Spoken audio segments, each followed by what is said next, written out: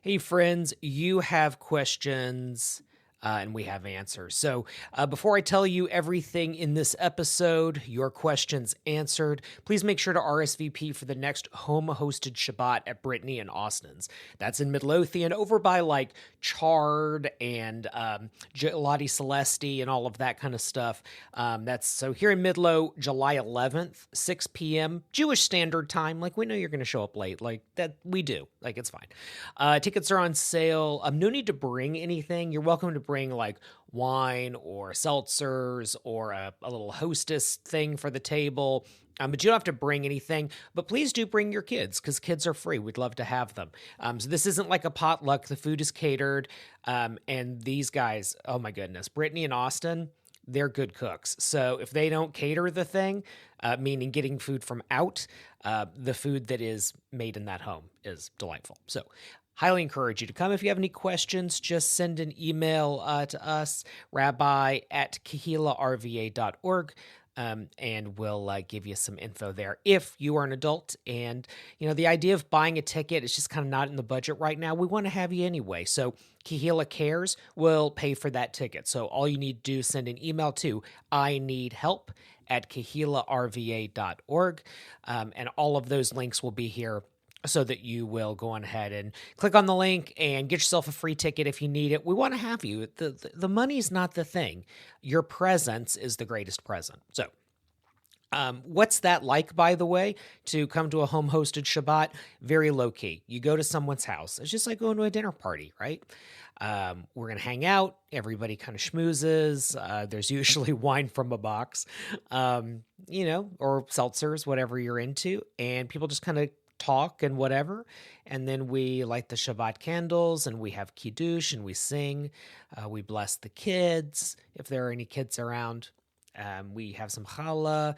I give some kind of little, drash, a little sermonette, and then we eat, right? Because it's a Jewish thing, so of course you eat. And that's it. That's all that's expected of you. So this is low-key stuff.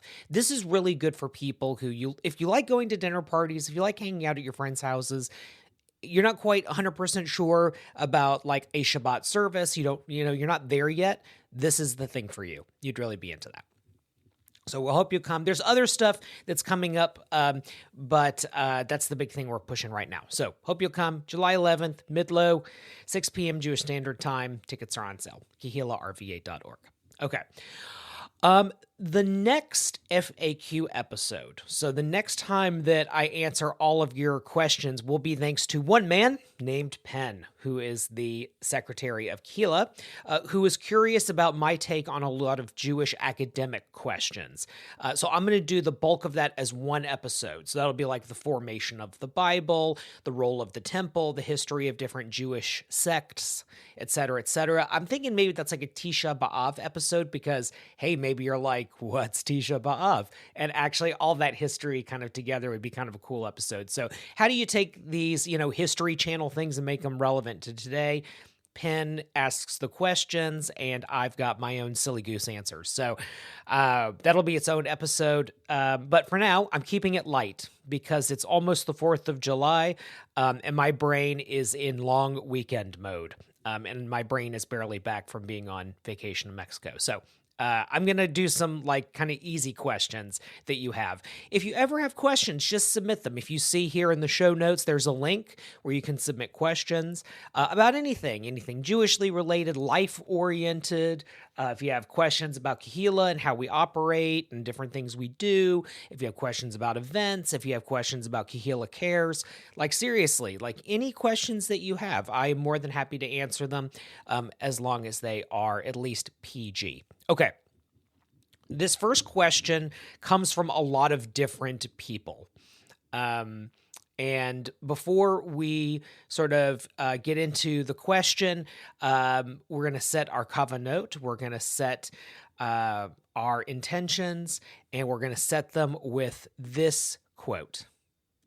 So this one might come as a little bit of a surprise, what I've chosen here for setting our kavanot, but it was the thing that when I thought about the idea of Jewish questions, it just seemed to fit really well. So this is A Provocative People, A Secular History of the Jews, written by Rabbi Sherwin T. Wine. and this is from the end of the book. This is in the epilogue that he wrote. And just for some reason, this seemed to be important to me. So this is the last line from the book. So here we go. Given their history and influence, the Jews have been and remain a provocative and extraordinary people, the unwitting precursors of a global world they helped to invent. So setting your covenant, setting your intentions. What is this podcast for you, right? Are we going to be learning some stuff for its own sake? Is this the thing that distracts you during carpool? Is this 20 minutes with the rabbi that you otherwise wouldn't get? Is this a connection to Kehillah when you can't come to events? Given the history and influence of the Jewish people, is this about connecting to the Jewish people by listening to this podcast on your morning walk, as you feed the dog, whatever you might be doing? Is this about knowing that you're part of an extraordinary people, or that you love someone who is a part of this extraordinary people? Take a moment, take a breath, set your intentions, and let's get into it. So the first question, several people have asked me, to the point that I couldn't even say specifically like who wrote this question. Several people have asked me what changes have happened to Kehillah over the years, kind of what I've learned from being a rabbi of a community like Kehillah, thoughts on Jewish Richmond in general, and also where to get the best bagel, which is a hard-hitting question. So a bit of a monologue on that. So Kehillah's been around since 2018, and I tell you, Stephanie and I, the Rebbitzin and I, talk about this quite a bit, how there's just been different versions of Kehillah over the years, just because so much has happened since 2018, right? You think about, for example, COVID, right? So from 2018 to 2020, we were running one thing. And then from 2020 to about 2022, we were kind of running something else. And now we're in 2025, and we've just now kind of picked up from what that sort of 2-year model needed to be. Now, here's the great thing. It's not like we ever lost anything. It's not like, we were ever struggling at any time. We're really good at evolving with what the world needs. We're just very lucky that way because we're not beholden to here's the building and you've got to get the people into it, and here's the membership dues and we got to charge people for it. Like that's never been us. That's never how we've run anything. Even when, it was COVID time, before then, after that. So the advantage of flexibility, as Bruce Lee, the famous martial artist, would say, be like water, right? Is that we could flow into any container we needed to be. And for that reason, we've been very successful. But there definitely have been different eras. And one of the things that happens sometimes, and this is just true in your own life, is that as you change, the people around you are changing, and you're in kind of a relationship there. And so sometimes we have people who they loved a certain era, right? Like they loved COVID era Kehillah because that worked for them. And now they've outgrown it, or we've outgrown it. Right? We as a community, we want to be together in person. In 2025, that's not an unfair ask, right? And so maybe some of that online stuff has to go down. And it's like, well, but I remember Kehillah when all we did was Zoom, and that's how I connected. And so, yeah, like that happens. And so we outgrow one another, and that can be a real challenge. There's people, for whom what Kehillah has been in all of its iterations is perfect for them. And that's great too. So it really is just about being what Mordecai Kaplan would call the evolving religious civilization. It's just the frustration sometimes sets in of you're having to constantly evolve. And, that can be overwhelming for people. You don't want to leave people in the dust because you're moving so fast. And that's a bit of a character flaw of mine, is that I tend to be extremely iterative. And sometimes, Rebbitzin even said to me a couple days ago, maybe we're just kind of in maintenance mode right now. Maybe that's okay. Maybe it's okay that our focus is doing what we've done before and doing it over and over again. You don't always have to reinvent the wheel.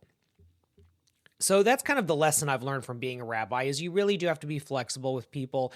Rabbi Neil Sandler, a rabbi emeritus of Havath Achim Synagogue in Atlanta, Georgia, one of the rabbis that I really had the pleasure of, an honor of, I should say, learning from over the years. I asked him once, what does it take to be a rabbi? And he said, you have to be honest with people. And so that's true too. I've really learned you have to be honest with people. You have to have boundaries, sort of things like that. So that's another huge part of this is like, here are the fine lines. Like here are the boundaries we won't cross. Everything else is totally flexible. So it's like coloring in the lines, but you can use any crayons you want. So that's, I think, incredibly important. And that's a very Jewish idea too. Thoughts on Jewish Richmond in general? I mean, I love being here. I've been here since 2016. I used to come here every once in a while to see friends, and I think that we're only getting better. I think there used to be this cultural divide between north of the river, south of the river, and that's almost gone now, which I think is a very, very good thing. I do think that there is a kind of interesting neglect of south of the river Jewish life, which Kehillah has done a lot to improve on.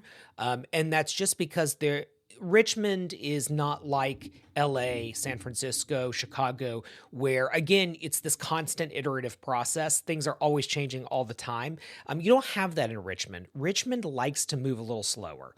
Richmond is the place that you go to have the middle-class job and raise the kids and all of that. It's not where you go to hustle to become a rapper or start, a big restaurant chain or whatever. It's, you don't come here to be an award-winning artist. You can have that life, but it's just going to take a lot longer.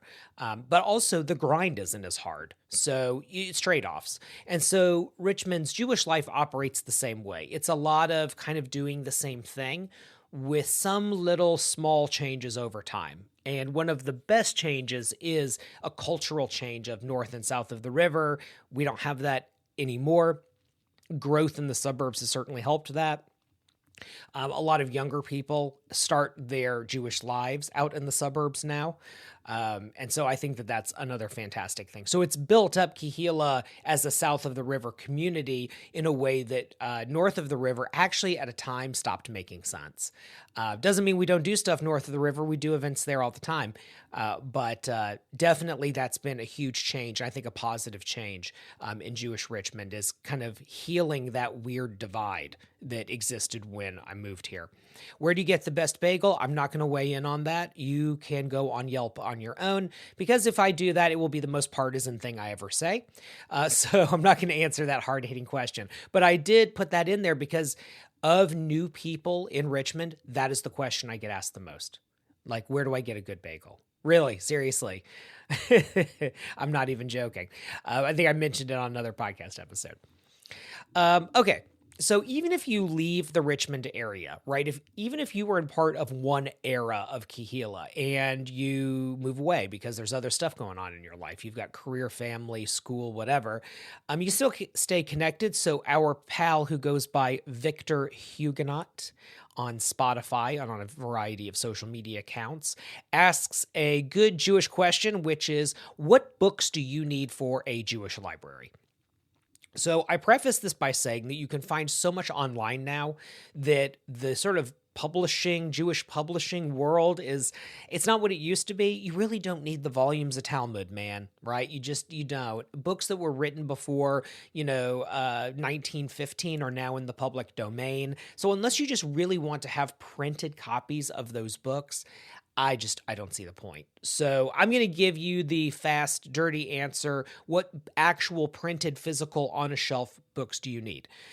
Here are my suggestions. So one is a book called To Life, so like L'chaim, To Life, by Harold Kushner. I think that it is actually still to this day one of the best books that gives a sort of Judaism for dummies before there was Judaism for dummies.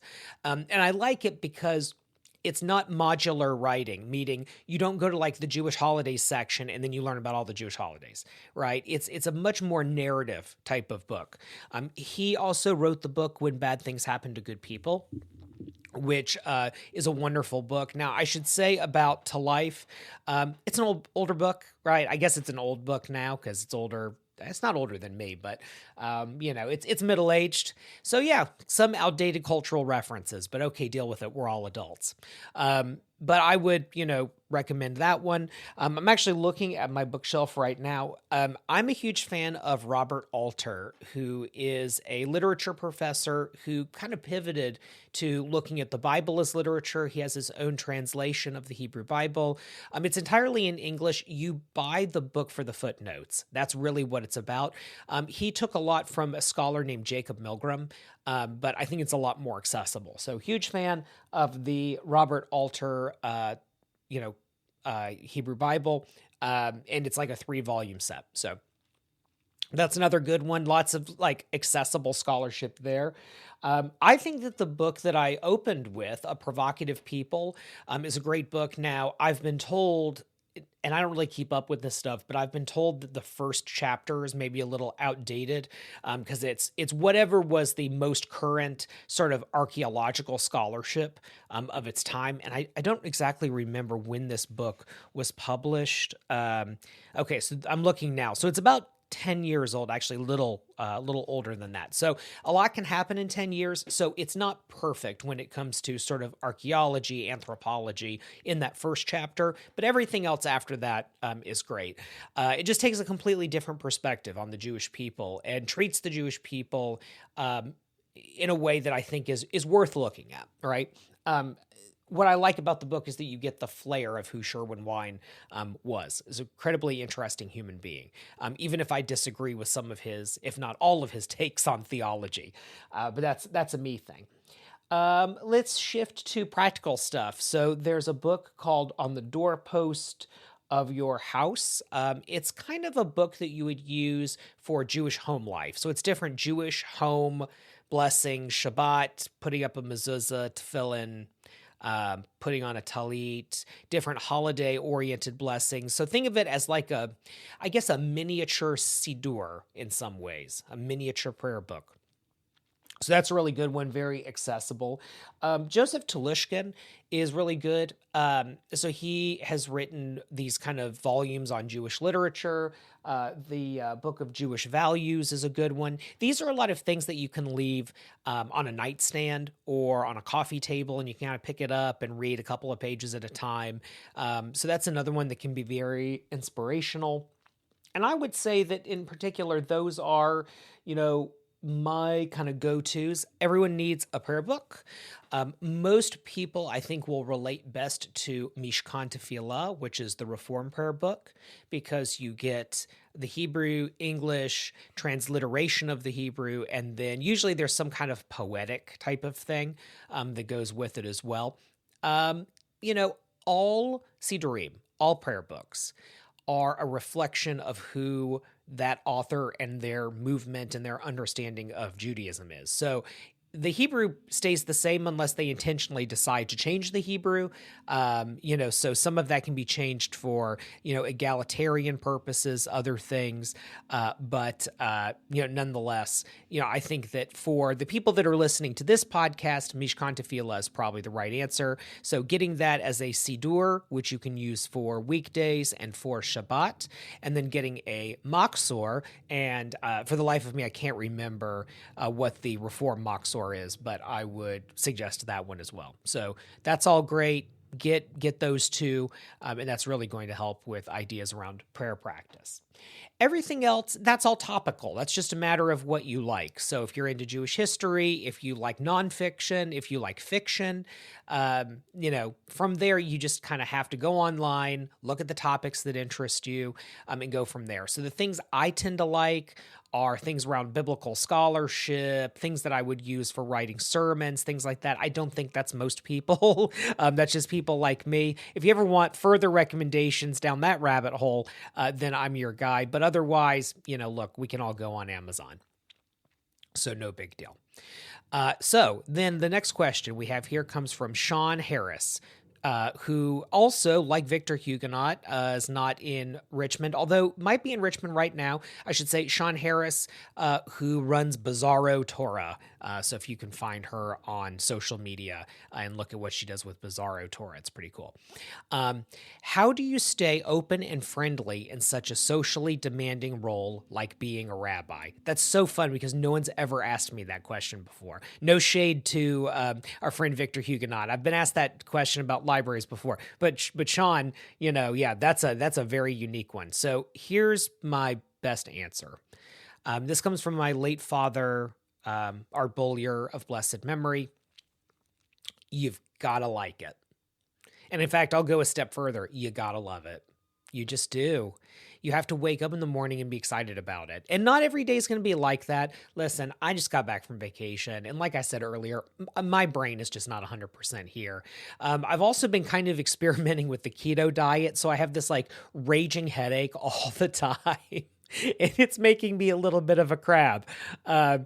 But you still wake up and you go like, okay, this is the gig. This is the thing you do. This is what's exciting. This is what I'm working on. I get to think about the people that I'm going to connect with, the families that I'm going to share a joyous moment with. And that's what makes it worth it. That's how you stay open and friendly with people, is because you really want to do that.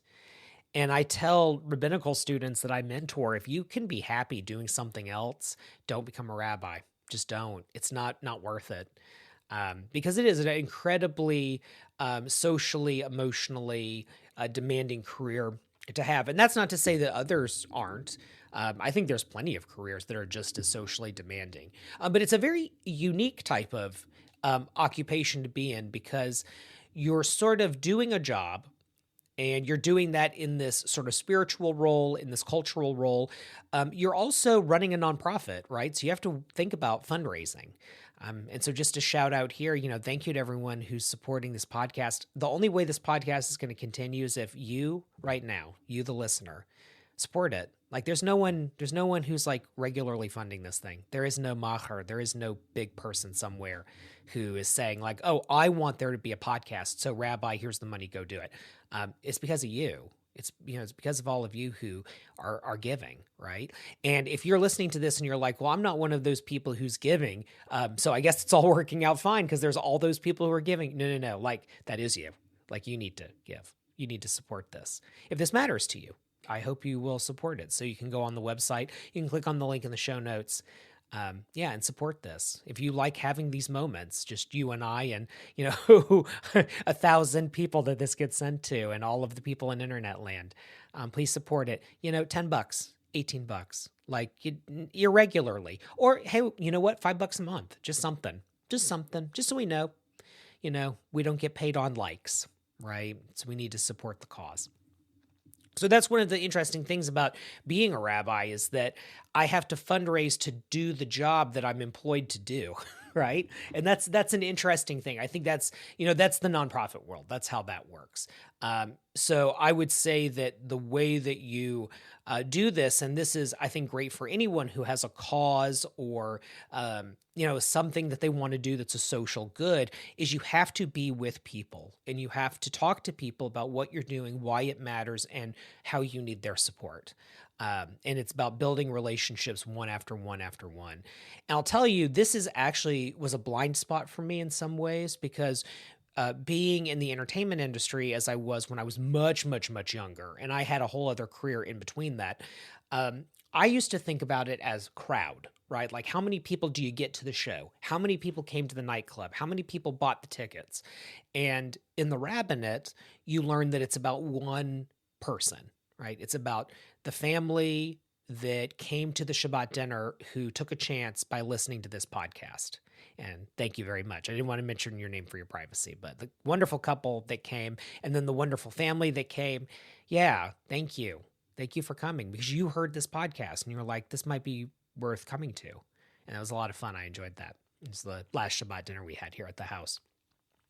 It's about those one-on-one personal connections. It's not about big social clout. And so, how do you stay open and friendly? By having those one-on-one relationships and remembering that that's what it's all about.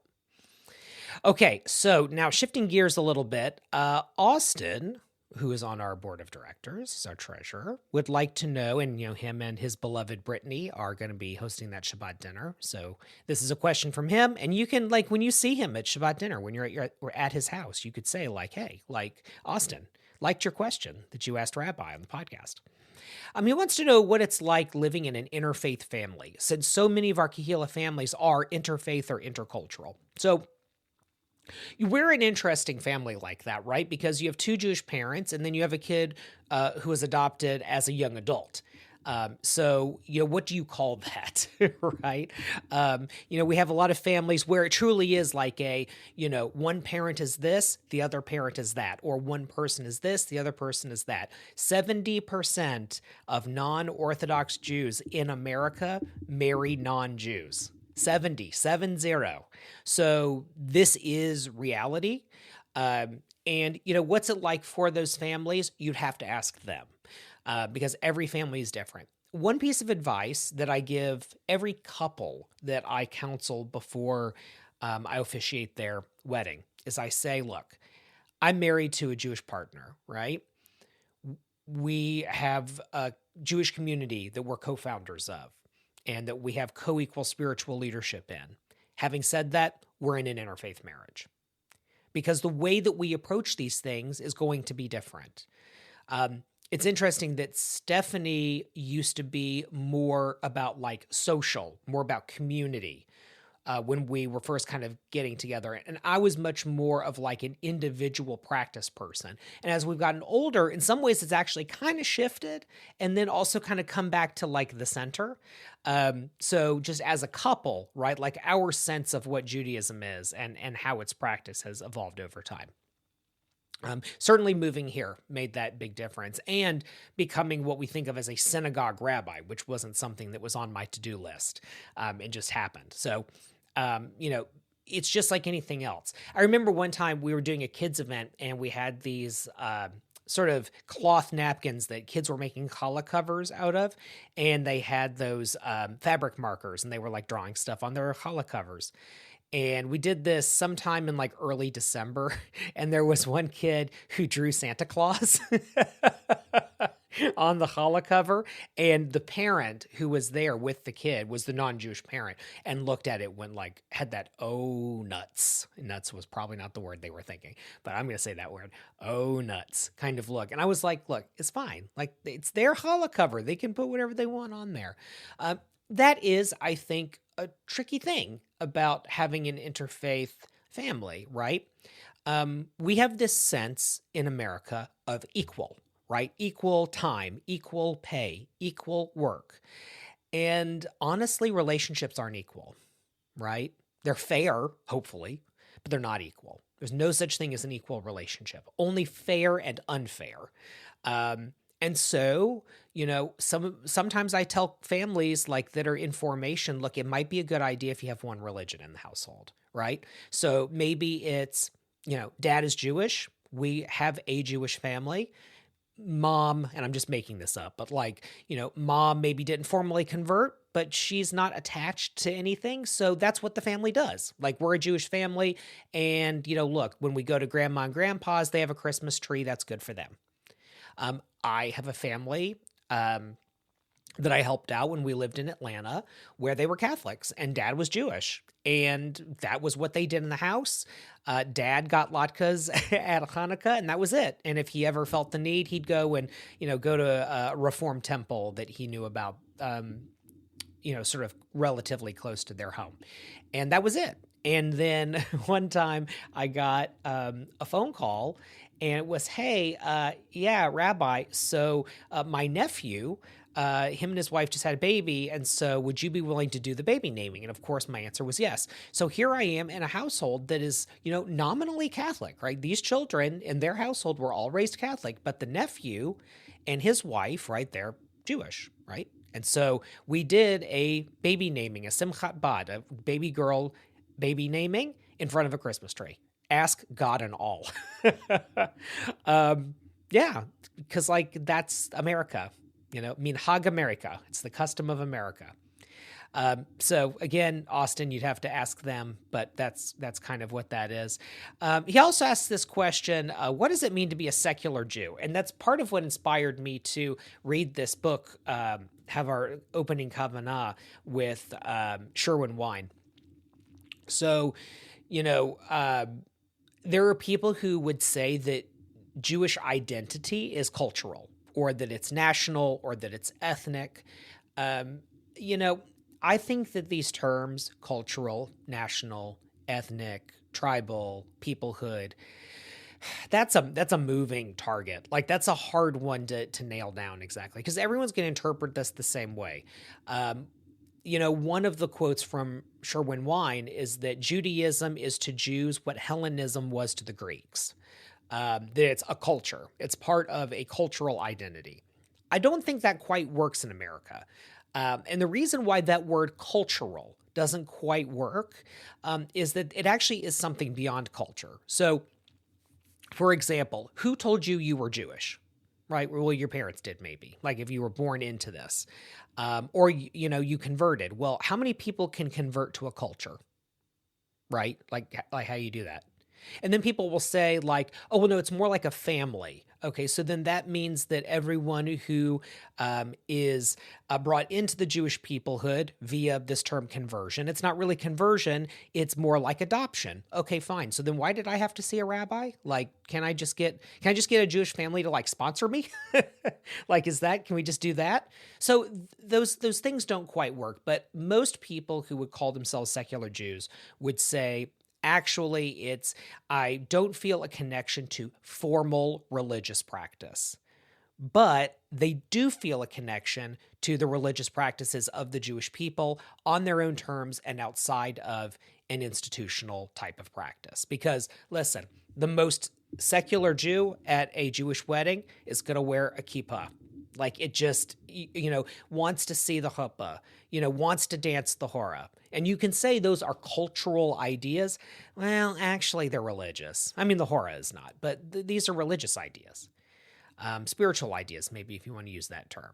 So I sort of, this is where I get in trouble with my secular Jewish friends, because they'll challenge me on that. But I really do think ultimately you can't separate the religion of the Jewish people from whatever we call Jewish culture. And also, which Jewish culture are you talking about? Is it the Jewish culture of the Yemeni, right? Is it the Jewish culture of someone who lives on the Upper West Side of Manhattan? Right? Those are different Jewish cultures. Matzo ball soup is not going to be the normative Jewish food of the Ghanaian Jews, right? Bagels and schmear is not universal. A bagel in Jerusalem, literally a Jerusalem bagel, does not look like a Montreal bagel. They're like completely different food. So again, this is where some of the secular part gets a little complicated. I would instead say that a person who thinks of themselves as a humanistic Jew or a cultural Jew or a secular Jew, what they're actually saying is, I'm someone for whom Jewish identity and practice is not connected to institutional religious life. That's my take. But I'm not a secular Jew, so I don't have a right to speak for people. Okay, now, speaking of family, Carol asks about the definitions of different generations. So what we need to understand and connect with them on a Jewish level. So I actually wrote a paper for Smicha for my rabbinical training on this question a little bit. So I took a generational view of Abraham, Isaac, and Jacob and wrote something about that. I don't actually remember what I wrote because it was so long ago, but yeah, there are different generations. We're looking at this in America, and they roughly begin at different times, and they have sort of different ways of looking at the world. Now, one of the problems is this is really being defined by sort of white people, white men of a particular economic level, et cetera, et cetera, et cetera. And so some of that stuff is a little bit tricky, but I'm going to give you the broad brush strokes. So the generation of my mother, right, who is 84, you're talking about sort of the World War II generation. This is also the silent generation. So these are people who were born basically before 1946. So silent generation, And then some of the baby boomer, like the older baby boomers, tend to be more institutional. They tend to trust continuity, tend to trust institutions, tend to believe that if something is bigger, that makes it better.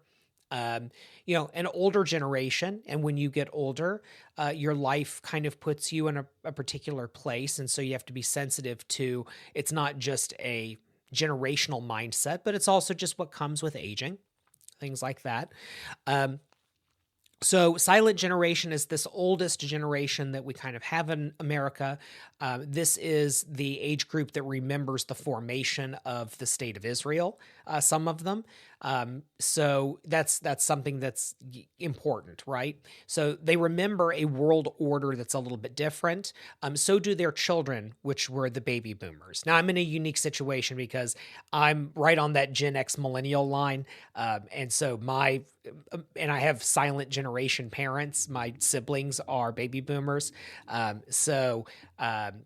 Anyway, my family's a little unique, but anyway, so that's basically what that generation is. It's the greatest generation. It's the World War II generation. It's the pre-State of Israel generation. It's you belong to, synagogue because that's where the Jews are and you don't get an opinion.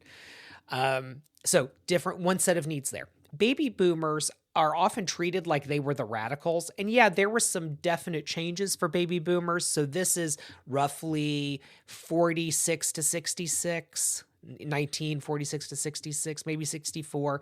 I think these lines are a little blurry. Baby boomers, that's the suburban generation, right? And again, I'm talking about America here.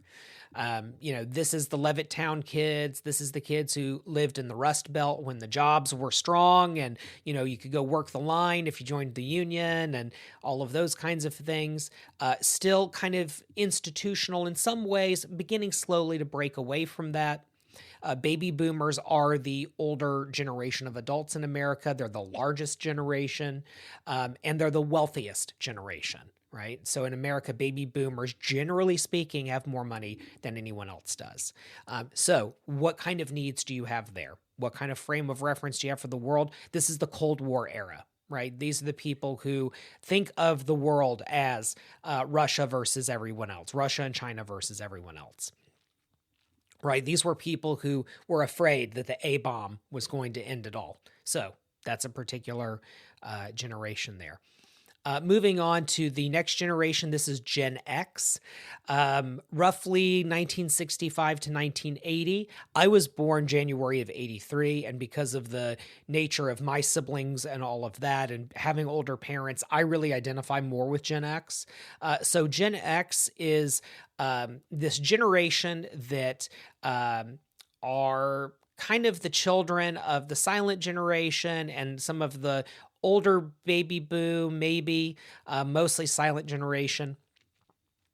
These are people who remember, the ubiquity of media. So MTV, TV culture, the radio, the film industry, right? But also sort of took more of the edgy stuff from baby boomers, right? So this is a generation that never had sort of Woodstock, but I think in some ways were more Woodstock than the baby boomers were. So this generation now, these are the parents, right? These are the people who live in the suburbs and raised their kids, and their kids are, now off into college and older, right? And now their children are the ones who are raising children. So we think of baby boomers as the ones with the kids. No. It's Gen X. Gen X are the ones who have the kids, and those are older kids. So that's something you really have to consider. So Gen X, those are the ones who dropped religion entirely. They're the ones who said, no, game over. Some of them who come from more conservative areas adopted the patterns of those conservative areas, both politically and religiously. And so, yeah, a Gen Xer in Alabama is different from a Gen Xer in San Francisco. In a lot of ways, I think Gen X is actually the most creative generation that we've had as of recently. They really created an alternative culture that has lasted in a way that baby boomers and the Woodstock generation didn't quite pull off the way they wanted to. So then you get into my generation. This is millennials. Millennials are not the young people anymore. Okay. So the youngest millennial is going to be, let's see, like 30. Okay. And that's the youngest millennial, right? I'm on the oldest side, so technically I'm an elder millennial or a zennial or whatever. Millennials kept the trend going of, leaving religion, leaving cultural identity. We had the internet. We had what you think of as an analog childhood and a digital adulthood. And the closer you get to Gen Z, the more that is not true, right? The more you had, phones and all of these other things that we're all consuming. So my age group remembers movie phone and having to get the newspaper to see what was going on.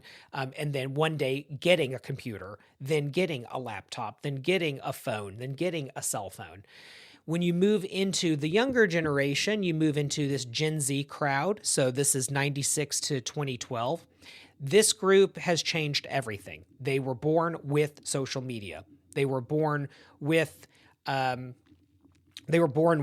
internet. And when I say they were born with social media, no, technically they weren't born with it, but by the time they were old enough to use it, it existed. So this is a group that is connected to the entire world and is very anxious about it. So this is a group that has basically said no to religion entirely, the least religious group you'll find. Their younger siblings are Gen Alpha.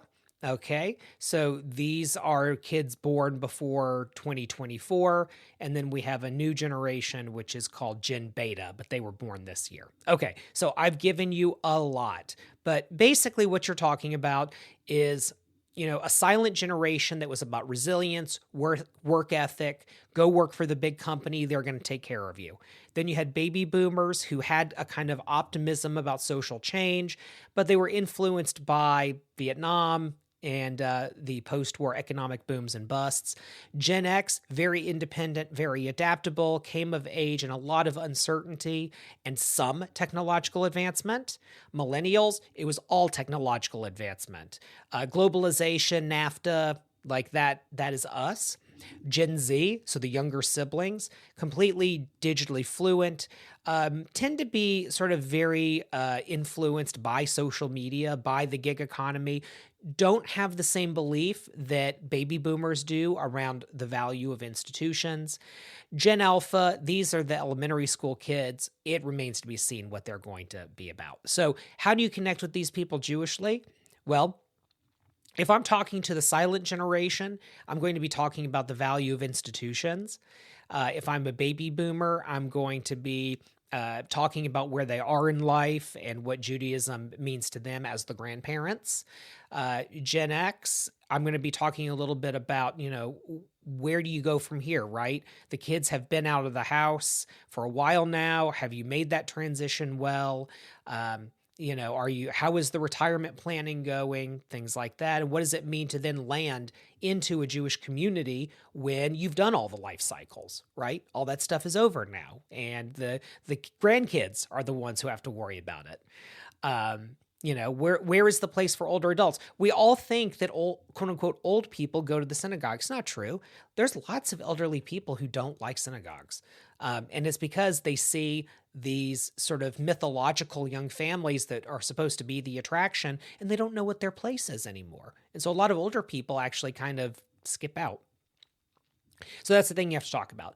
Millennials, my group, we're the parents. So you have to talk about parenting, and you have to talk about, what it means to raise these darn Gen Z kids. Gen Z, they're in college. They're trying to figure out careers. They're dealing with artificial intelligence, which has completely changed their lives. Gen Alpha is just now catching on to that and is super happy that they'll never have to write an English paper ever again. But it remains to be seen what a Gen Alpha kid wants, because they're young and they're influenced by their Gen Z older siblings, uncles, aunts, and potentially their millennial parents. So how do you connect with them? On all of those levels. You just understand the frame of reference and you go from there. And don't, disrespect it. Don't say, well, when I was your age, ... That doesn't work. Ask them what it's like. Ask them what their fears, concerns, hopes, dreams are. That's all anybody wants from anybody anyway. Okay, I did a lot there.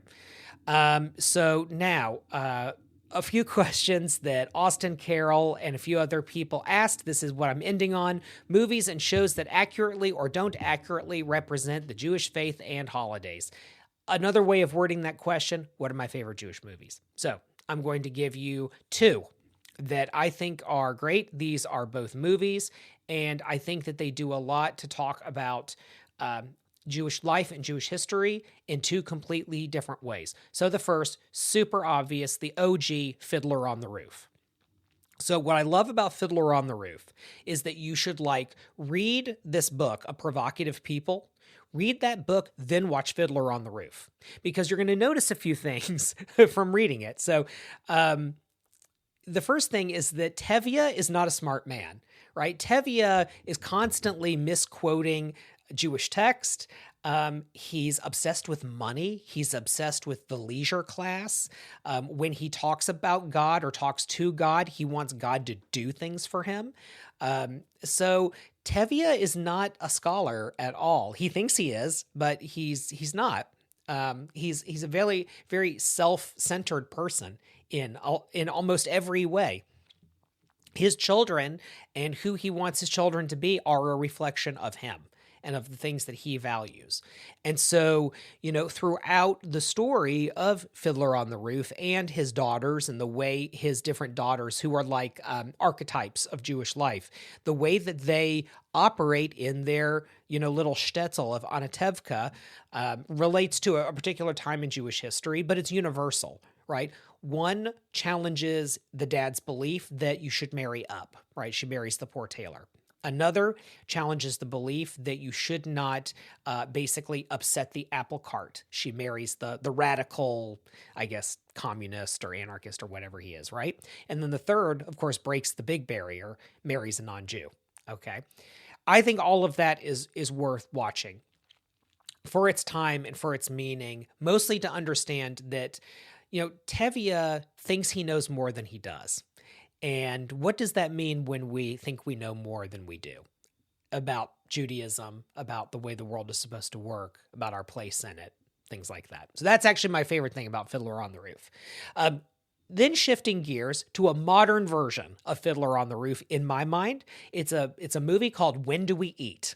And it takes place at a Passover Seder, and the family gets together, and you see these kind of new archetypes, okay? So you have one character who is a BT, a Baal Tshuva, someone who was raised sort of as a non-practicing Jew and then became a Haredi, became ultra-Orthodox, as part of dealing with a crisis of going to jail for a white-collar crime, right?